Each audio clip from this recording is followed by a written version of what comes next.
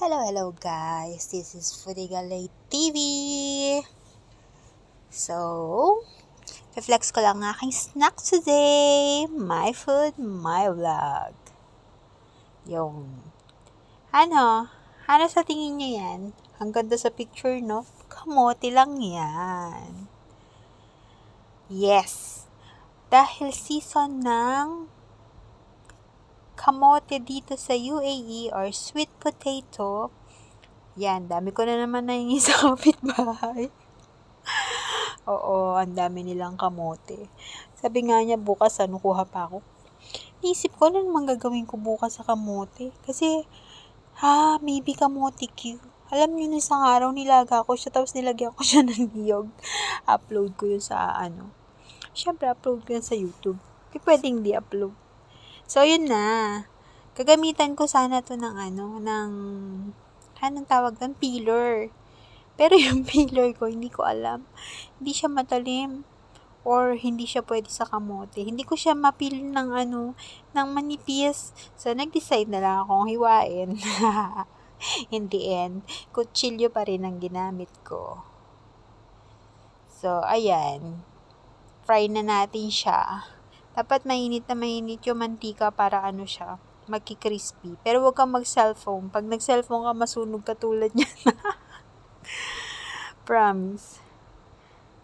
So, ayun na. Ulit-ulit lang yung process. So, di ba, ang tiyaga akong maghiwa-hiwa. Sa ngalan ng masarap na snack, kailangan mo magtiyaga. Yung kamote na ilan yung kinuha ko?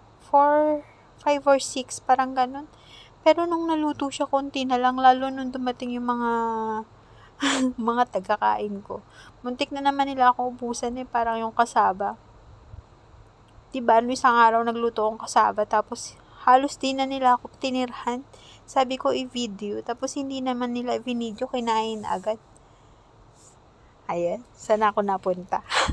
So, ayan, nalagyan na natin siya ng lasa. Salt, black pepper, konting sugar, and chili powder. Yan ang ginamit ko, masarap siya. Pag nagtitimpla tayo, lagyan natin ng konting sugar. Kahit sa mani, ganun ginagawa ko, konting sugar.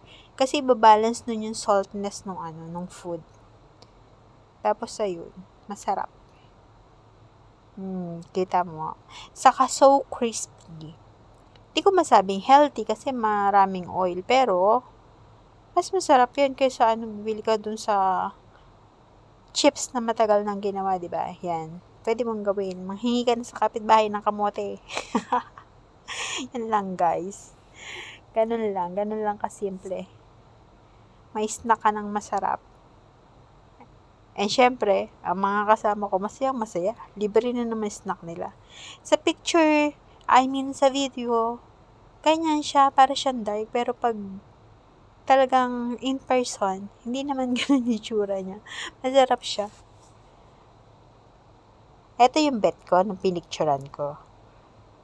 Diba? Yan ang kulay na gusto ko. Hindi ko alam paano ko gagawin to sa video. Magiging ganito ang kulay.